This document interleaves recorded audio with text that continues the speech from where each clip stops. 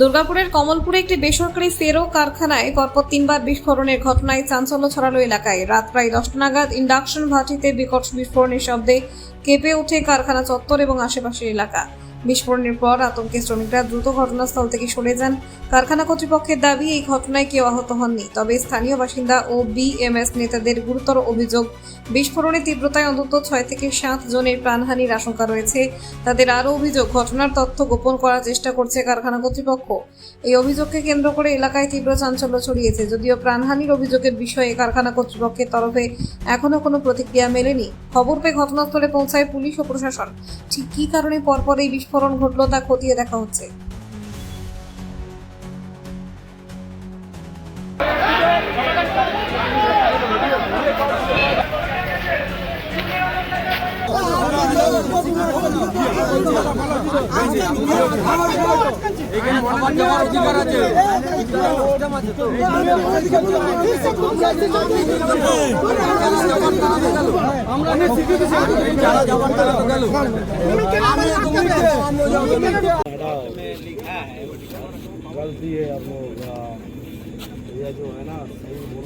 আছে এনওসি? হ্যাঁ আছে।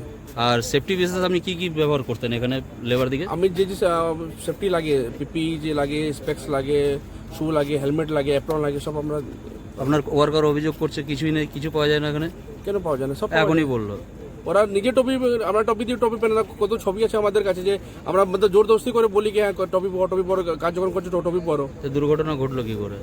দুর্ঘটনা ঘটলো আপনার যে সামান ছিল সেই জন্য কিছু জেল টিউলি কিছু জন্য হয়েছে, কিছু টেকনিক্যাল। কতজন মারা গেছে? কিছু না, একটাও নেই, নো ক্যাজুয়ালিটি। দুর্ঘটনা যখন ঘটে তো তার জন্য কুইক রেসপন্স কি থাকে আপনাদের? আমাদের থাকি এখানে আমরা যে ইনচার্জ ছিল, আমরা বেসিক কিছু লাগিনি। আমার এখানে যে আমাদের হেলথ কেয়ার আছে ওখানে সবাইকে দেখিয়েছি, সবার ঠিক আছে। এখন একজন কিছু হয়েছে? না না, কিচ্ছু হয়নি, কিছু হয়নি। কারো কোনো আহত হওয়ার না না, সেরকম কিছু হয়নি। আর আমরা যেখানে ঘটনা ঘটেছিল সেখানে ছিল? হ্যাঁ হ্যাঁ হ্যাঁ, ছিল। আপনারা কি ভিতরে ছিলেন? এই যে ভেতরে ছিল। ভিতরে ছিলাম, কিন্তু ভিতর দিকে আমরা যাইনি, কিন্তু এই দিক থেকে গেলাম। তারপরে আমি খবর পেলাম যে কিছু হয়নি সবার। আপনারা দেখে কারো আহত ছিল? কারণটা সেটা বলতে পারবো না। আমরা তো গেটের সামনে চলে এসেছিলাম। তারপর যখন বাস থেকে তখন আবার সবাই আমরা যাচ্ছিলাম, ওইখান থেকে আর ভিতরে আর যাইনি, ঘুরে চলে এসেছি। ঘটনাটা মোটামুটি 10টা 10টা ওরকমই হবে। ভিতরে ছিলেন? কিছু হয়েছে মনে হয়? কিছু হয় না, কিছু কারণ মানে প্রথমে যখন আওয়াজ হয় তখন সবাই মানে সতর্ক হয়ে গেছিল। কোন শিফট করে আসছেন? রিসিভ করে আসছে। কটার সময় হয়েছে ঘটনা? 10টা 5 হয়েছে। শিখিয়ে দিয়েছে একদম, সব শিখিয়ে দিয়েছে। তোমার তুমি আপনার নাম? কেমন কেউ আছে নাকি ওইখানে দেখাবে? আপনার নাম?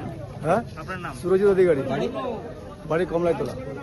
বলতে গেলে আমি যেটা দেখে এলাম, আপনার যেখানে অ্যাক্সিডেন্ট হয়েছে সেখানে আমি গেছিলাম। তার ভিডিও আপনাদের কাছে আমি শেয়ার করেছি, আপনারা আশা করি পেয়ে গেছেন। তো যেভাবে অ্যাক্সিডেন্টটা হয়েছে বা যেভাবে ভাটি বাস্ট হয়েছে, তো আজ পর্যন্ত কোনো ভাটি বাস্টে কেউ এনজোর হয়নি, এটা আজ পর্যন্ত হতে পারে না।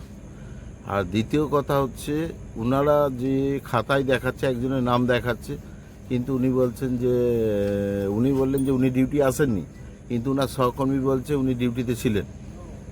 আর 2 নম্বরের কথা হচ্ছে, আমরা ওনাদের কাছে ওই এরিয়ার সিসিটিভি ফুটেজ চেয়েছি, কিন্তু ওনারা বলছে ডিভিআর ওখানে ছিল, ডিভিআর চলে গেছে। তো এটা সম্ভব নয়, কারণ আমি এই কিছুদিন আগে ওনাদের অফিসে এসেছিলাম। আমি ওনাদের এই অফিসের যে মিটিং রুম আছে, কনফারেন্স রুম আছে, এখানে বসে আমি দেখেছি পুরো প্ল্যান্টের যেখানে যা কাজ হচ্ছে সেটা এখানে বসেই দেখা যাচ্ছিল। আমার মনে হয় যে কমপক্ষে 6 থেকে 7 জন মারা গেছে, যেটা ওনারা গায়েব করে দিয়েছেন। তো আগামী দিনে এটা তদন্তের ব্যাপার। হ্যাঁ, যদি ওনারা রাতারাতি সঠিক উত্তর দিতে পারে ভালো কথা, নাহলে কিন্তু কালকে উদ্যোগ বন্ধ করার কথা আমরা ভাবছি।